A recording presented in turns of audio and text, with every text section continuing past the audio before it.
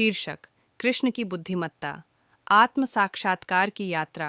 पवित्र वृंदावन नगर में, जो यमुना नदी के शांत तटों और हरी भरी प्रकृति के बीच बसा था, एक विनम्र युवक अर्जुन रहता था। वह परिश्रमी और दयालु था, लेकिन अक्सर आत्म संदेह में खो जाता था।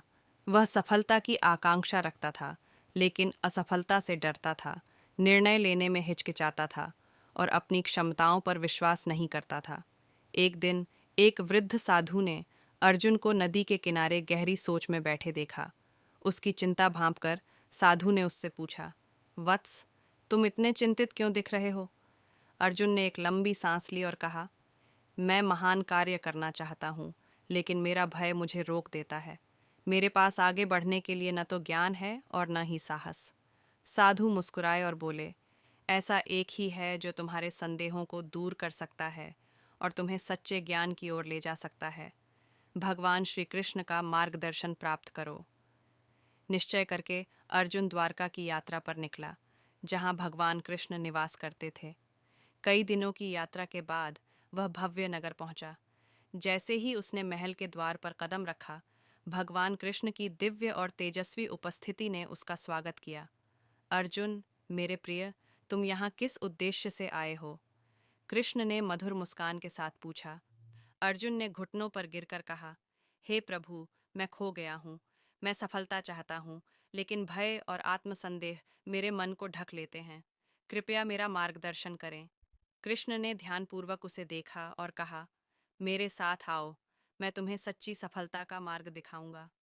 अगले कुछ दिनों तक कृष्ण अर्जुन को द्वारका के विभिन्न स्थानों पर ले गए।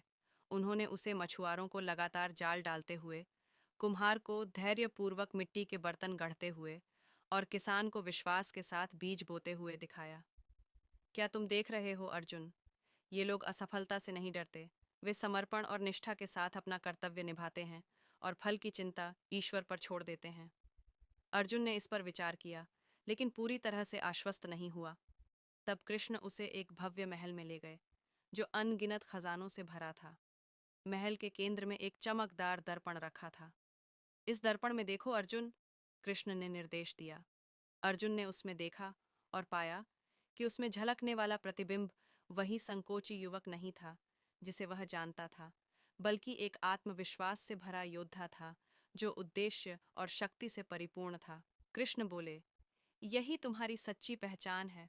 तुम्हारे और महानता के बीच केवल तुम्हारा स्वयं का मन अवरोध है। अपने संदेहों से मुक्त हो जाओ, श्रद्धा के साथ कर्म करो और सफलता तुम्हारे चरण चूमेगी। अर्जुन की आंखों में आंसू आ गए, क्योंकि उसने कृष्ण की बुद्धिमत्ता को आत्मसात किया। से नमन किया और कहा, हे प्रभु, अब मैं समझ गया। मुझे दृढ़ संकल्प के साथ कार्य करना चाहिए और परिणाम को ईश्वर पर छोड़ देना चाहिए। नई ऊर्जा और उद्देश्य के साथ अर्जुन वृंदावन लौटा।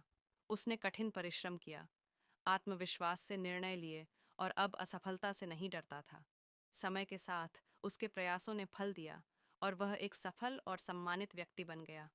वर्षों बाद जब उसने अपने परिवर्तन पर विचार किया, तो उसे यह एहसास हुआ कि कृष्ण का सबसे बड़ा पाठ केवल सफलता के बारे में नहीं था, बल्कि स्वयं में विश्वास करने, बिना भय के अपना कर्तव्य निभाने और परिणाम को ईश्वर पर छोड़ने के बारे में था। इस प्रकार कृष्ण की बुद्धिमत्ता से अर्जुन ने अपनी सच्ची पहचान प्राप्त की और असंख्य लोगों को श्रद्धा और साहस के मार्ग पर चलने के लिए प्रेरित किया। मैंने आपकी कहानी को हिंदी में अनुवाद कर दिया है। यदि आप इसमें कोई और संशोधन चाहते हैं, तो कृपया बताएं।